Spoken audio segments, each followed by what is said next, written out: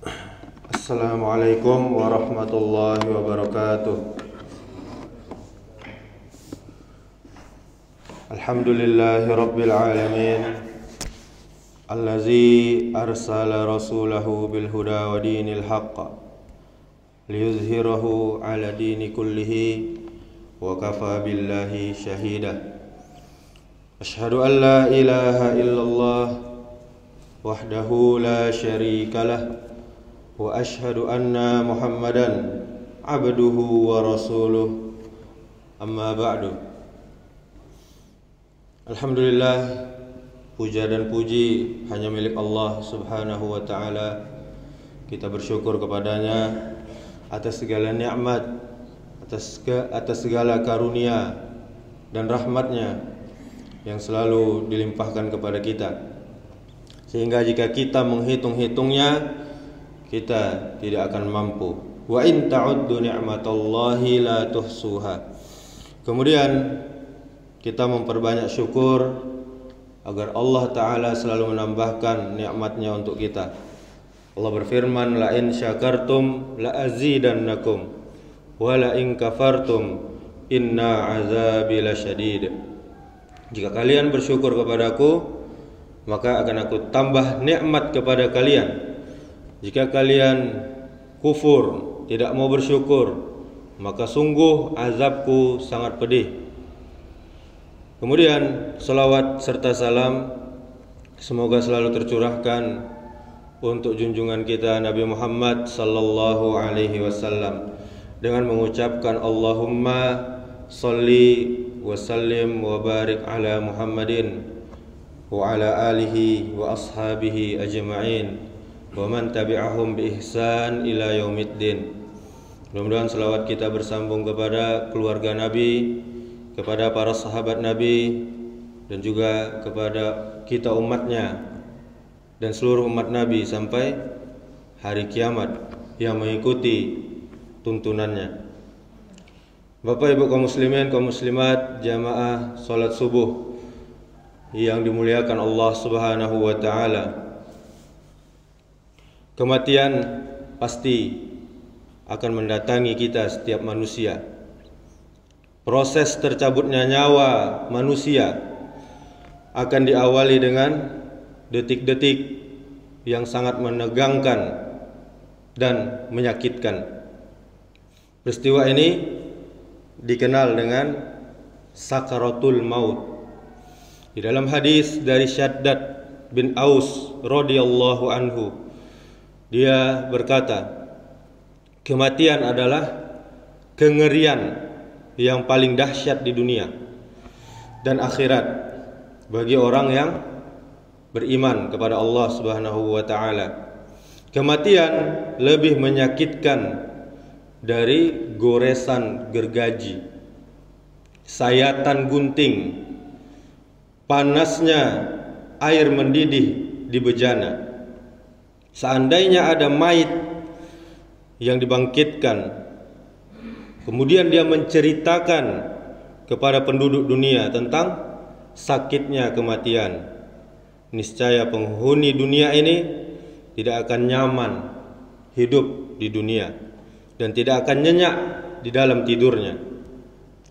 Di antara dalil yang juga menegaskan terjadinya proses sakaratul maut yang mengiringi perpisahan jasad dengan ruh, yaitu firman Allah Ta'ala, وَجَاءَتْ سَكْرَةُ الْمَوْتِ بِالْحَقِّ ذَلِكَ مَا كُنْتَ مِنْهُ تَحِيدٌ. Dan datanglah sakratul maut dengan sebenar-benarnya. Itulah yang kamu selalu takut darinya, lari darinya. Surah Qaf ayat 19. Maksud sakratul maut adalah kedahsyatan, tekanan, himpitan, kekuatan kematian yang mengalahkan manusia dan menguasai akal sehat manusia. Makna bil haq atau perkara yang benar adalah perkara akhirat, sehingga manusia sadar, sehingga manusia yakin dan mengetahuinya. Ada yang berpendapat al-haq adalah hakikat keimanan, sehingga maknanya menjadi telah tiba sakratul maut dengan kematian. Dan juga di ayat yang lain, kalla idza balagatit taraqi wa qila man raqa wa dhanna annahu al-firaq wal taffatis saqu bis saq ila rabbika yauma idzinil masaq.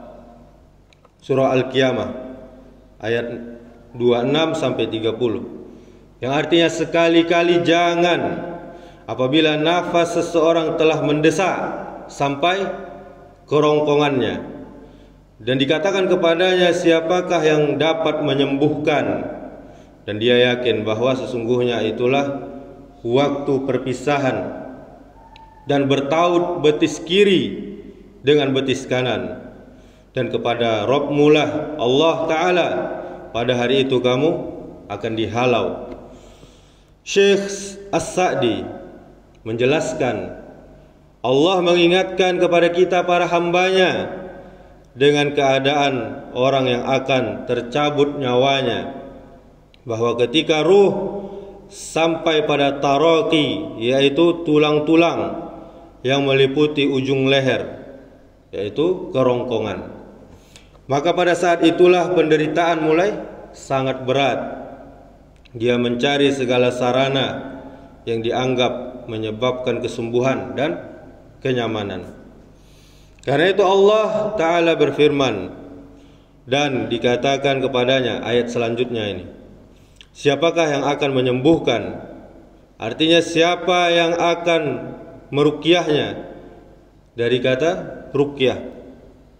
Pasalnya mereka telah kehilangan segala terapi, segala pengobatan yang umum yang mereka pikirkan, sehingga mereka bergantung sekali kepada terapi dari Allah Subhanahu wa Ta'ala. Namun qada dan qadar jika datang dan tiba, maka tidak ada yang bisa menolaknya. Dan dia yakin bahwa sesungguhnya itulah tiba waktu perpisahan dengan dunia, dan bertaut betis kiri dengan betis kanan. Maksudnya adalah kesengsaraannya jadi satu dan berkumpul. Urusannya menjadi berbahaya, penderitaannya menjadi semakin sulit. Nyawa diharapkan keluar dari badan yang telah dia pakai, dia huni dan masih bersamanya, maka dihalau menuju Allah Subhanahu wa Ta'ala untuk dibalasi segala amalannya dan mengakui segala perbuatannya. Peringatan yang Allah sebutkan ini akan dapat mendorong hati-hati untuk bergegas, untuk bersegera menuju keselamatannya, dan menahannya dari perkara yang menjadi kebinasaannya.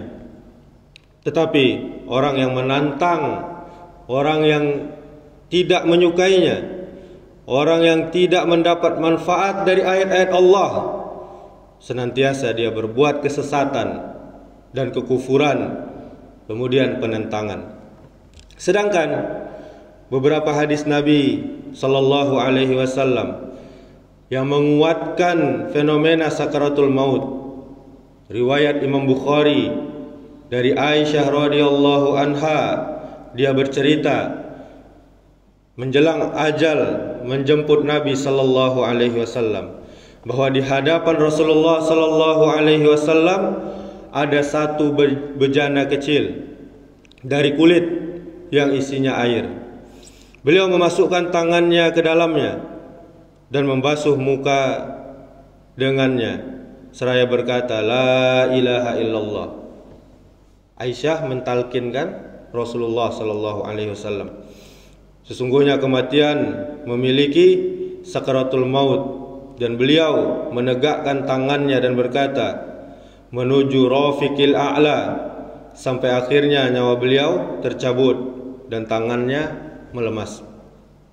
Dan juga dari Anas radhiyallahu anhu, dia berkata, tatkala kondisi Nabi semakin memburuk, semakin melemah, Fatimah berkata, "Alangkah berat penderitaanmu wahai ayahku." Kemudian Rasul menjawab, "Tidak ada penderitaan." Kemudian Anas tadi ya, radhiyallahu anhu menjawab, "Tidak ada penderitaan atas ayahmu setelah hari ini." Maksudnya di sakaratul maut lah yang terakhir penderitaannya. Kemudian di dalam riwayat Tirmizi dengan Aisyah radhiyallahu anha menceritakan, "Aku tidak iri kepada siapapun atas kemudahan kematiannya sesudah aku melihat kepedihan kematian pada Rasulullah sallallahu alaihi wasallam, dan penderitaan yang terjadi selama pencabutan nyawa pasti akan dialami setiap makhluk." Dalil penguatnya keumuman firman Allah Subhanahu wa taala, "Kullu nafsin za'iqatul maut." Setiap jiwa pasti akan merasakan kematian. Surah Ali Imran ayat 185. Kemudian sabda Nabi sallallahu alaihi wasallam, "Innalil mauti sakarat." Sesungguhnya kematian pasti ada kepedihannya. Namun tingkat kepedihan setiap orang pasti juga berbeda-beda. Kemudian jamaah yang dirahmati Allah Subhanahu wa taala, kabar gembira untuk orang-orang yang beriman. Orang-orang yang beriman kepada Allah, kepada hari akhir, ruhnya pasti akan lepas dengan mudah dan dengan ringan. Malaikat yang mendatangi orang yang beriman, malaikat tersebut mengambil nyawanya dengan kesan yang baik dan menggembirakan. Dalilnya hadis dari Al-Bara bin Azib radhiyallahu anhu bahwa Rasulullah sallallahu alaihi wasallam bersabda tentang proses kematian seorang mukmin, seorang hamba yang beriman kepada Allah. Jika telah berpisah dengan dunia, dia menyongsong akhirat, maka malaikat akan mendatanginya dari langit dengan wajah yang putih, rona muka mereka layaknya sinar matahari. Mereka membawa kain kafan dari surga, serta hanut. Apa itu hanut? Yaitu wewangian dari surga. Mereka duduk di sampingnya sejauh mata memandang. Berikutnya malaikat maut hadir dan duduk di dekat kepalanya, sembari berkata, "Wahai jiwa yang baik." Di dalam riwayat, "Wahai jiwa yang tenang, keluarlah menuju ampunan Allah dan keridhoannya." Ruhnya keluar bagaikan aliran cucuran air dari mulut kantong kulit. Setelah keluar ruhnya, maka setiap malaikat maut mengambilnya. Jika telah diambil, para malaikat lainnya tidak membiarkannya di tangannya, di tangan malaikat maut sejenak saja, untuk mereka ambil, untuk mereka letakkan di kafan dan hanut tadi. Dari jenazah semerbak aroma misk, aroma yang paling wangi yang ada di bumi ini. Kemudian malaikat memberi kabar gembira kepada insan, kepada manusia yang mukmin, yang beriman kepada Allah, dengan ampunan dan ridha Allah untuknya. Secara tegas di dalam kitabnya, di dalam Al-Quran, Allah Subhanahu wa ta'ala menyatakan bahwa para malaikat menghampiri orang-orang yang beriman dengan mengatakan, "Wahai hamba Allah, wahai orang mukmin, janganlah takut, janganlah sedih," serta membawa kabar gembira tentang dia akan masuk surga. Allah Subhanahu wa ta'ala berfirman, "Innal ladzina qalu rabbunallahu tsumma istaqamu tatanazzalu alaihimul malaikatu alla takhafu wa la tahzanu wa abshiru bil jannati allati kuntum tu'adun." Yang artinya, sesungguhnya orang-orang yang berkata, "Rabb kami adalah Allah," kemudian mereka istiqomah Maka para malaikat turun kepada mereka sambil berkata, janganlah kamu bersedih dan gembiralah kamu dengan memperoleh surga yang telah dijanjikan Allah kepadamu. Kamilah pelindung-pelindungmu di dunia dan di akhirat. Di dalamnya kamu akan memperoleh apa saja yang kamu inginkan, dan kamu akan memperoleh pula di dalamnya apa yang kamu minta sebagai hidangan bagimu dari Rabb, dari Allah yang Maha Pengampun lagi Maha Penyayang. Surah Fussilat ayat 30. Imam Ibnu Katsir mengatakan, sesungguhnya orang-orang yang ikhlas di dalam beramal untuk Allah semata dan dia mengamalkan ketaatannya berdasarkan syariat dari Allah, tuntunan dari Nabi, niscaya para malaikat akan menghampiri mereka tatkala kematian menyongsong. Mereka, para malaikat berkata, janganlah kalian takut atas amalan yang kalian persembahkan untuk akhirat, dan jangan kalian bersedih atas perkara dunia yang telah kalian tinggalkan, baik itu anak kalian, istri kalian, harta atau agama, sebab kami akan mewakili kalian dalam perkara itu. Kemudian para malaikat memberi kabar gembira berupa sirnanya kejelekan dan turunnya kebaikan. Kemudian Imam Ibnu Katsir menukil perkataan Zaid bin Aslam. Apa itu? Yaitu kabar gembira akan terjadi pada saat kematian, pada saat di alam kubur, dan pada saat hari kebangkitan nanti.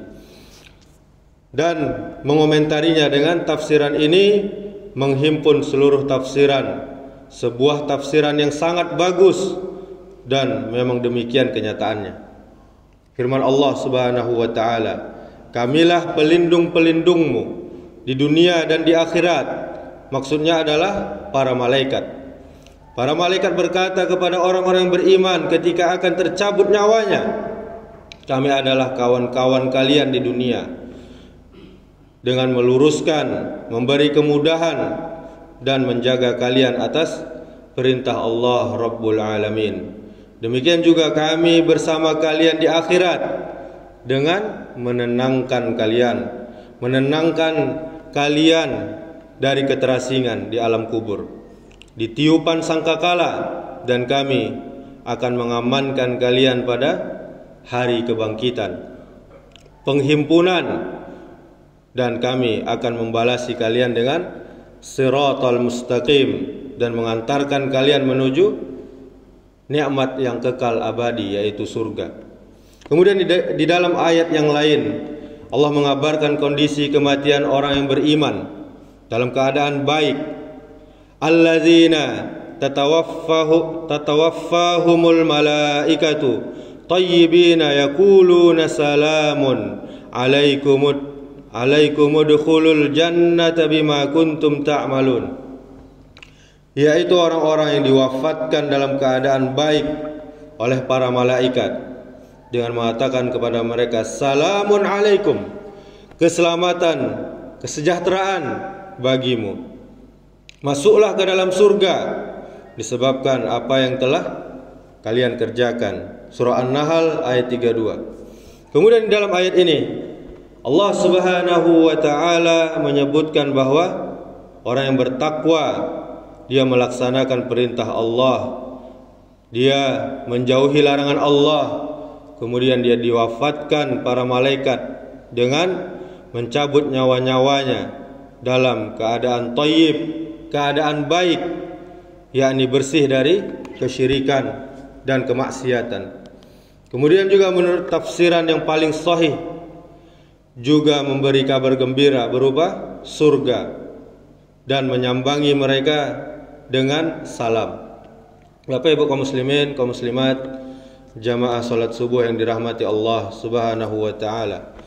Mengapa Rasulullah sallallahu alaihi wasallam menderita saat sakaratul maut? Yang kita ketahui, bahkan Nabi sampai pingsan bangun lagi menjelang kematiannya. Kondisi umum proses pencabutan nyawa seorang mukmin pastinya mudah lagi ringan. Namun kadang-kadang derita sakratul maut juga diderita oleh sebagian orang soleh, orang yang taat kepada Allah. Tujuannya untuk apa? Pastinya untuk menghapus dosa-dosanya dan juga mengangkat kedudukannya, derajatnya, sebagaimana yang dialami Rasulullah sallallahu alaihi wasallam. Beliau merasakan pedihnya sakratul maut seperti yang diungkapkan di dalam Bukhari, hadisnya dari Aisyah tadi. Kemudian Ibnu Hajar mengatakan di dalam hadis tersebut, kesengsaraan dalam sakratul maut bukan petunjuk atas kehinaan martabat seseorang. Di dalam konteks orang yang beriman bisa untuk menambah kebaikannya atau menghapus kesalahan-kesalahannya. Kemudian menurut Al-Qurtubi, dahsyatnya kematian dan sakratul maut yang menimpa para nabi, maka itu mengandung manfaat. Apa manfaatnya? Supaya orang-orang mengetahui kadar sakitnya kematian dan sakaratul maut tidak kasat mata, gaib. Kadang ada seseorang melihat orang lain yang akan meninggal, tidak ada gerakan atau keguncangan apapun, terlihat ruh keluar dengan mudah, sehingga dia berpikir perkara ini sakaratul mautnya ringan. Dia tidak tahu apa yang terjadi pada ruh mayat tersebut yang sebenarnya. Tatkala para nabi mengabarkan tentang dahsyatnya penderitaan dalam kematian, kendati mereka mulia di sisi Allah Subhanahu wa taala dan kemudahannya untuk sebagian mereka, maka orang akan yakin dengan kepedihan kematian yang akan dia rasakan, yang akan dihadapi secara mutlak berdasarkan kabar dari para nabi yang jujur, para nabi yang soleh, kecuali orang yang mati syahid. Mungkin akan terbetik di benak kita, di pikiran kita, sebagian orang, mereka para kekasih Allah dan para nabi dan rasulnya, mengapa mengalami beratnya kesengsaraan yang berat ini, padahal Allah mampu meringankannya. Jawabnya, bahwa orang yang paling berat ujiannya di dunia adalah para nabi. Kemudian yang semakin mirip dengan mereka seperti para sahabat. Hadis riwayat Bukhari dan yang lainnya.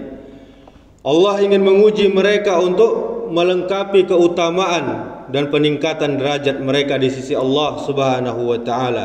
Ini bukanlah sebuah aib bagi mereka, juga bukan bentuk siksaan dari Allah. Allah menginginkan menutup hidup mereka dengan penderitaan ini, meski mampu meringankan dan mengurangi kadar penderitaan mereka.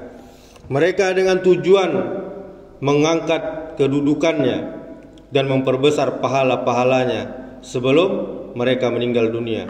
Tapi bukan berarti Allah mempersulit proses kematian mereka, melebihi kepedihan orang yang bermaksiat, sebab kepedihan ini adalah hukuman bagi mereka dan sanksi untuk kejahatan orang yang pelaku dosa, maka tidak bisa disama-samakan. Kemudian kabar buruk dari para malaikat kepada orang-orang kafir. Sedangkan orang kafir, maka ruhnya akan keluar dengan susah dan payah. Dia tersiksa dengannya. Nabi sallallahu alaihi wasallam menceritakan kondisi sakratul maut orang kafir atau orang yang jahat semasa hidupnya.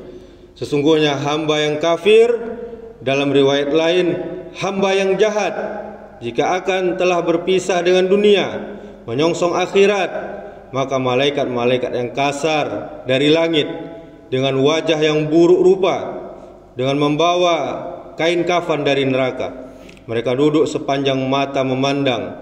Kemudian malaikat maut hadir dan duduk di atas kepalanya dan berkata, "Wahai jiwa yang buruk, jiwa yang keji, keluarlah engkau menuju kemurkaan Allah, menuju kemarahan Allah."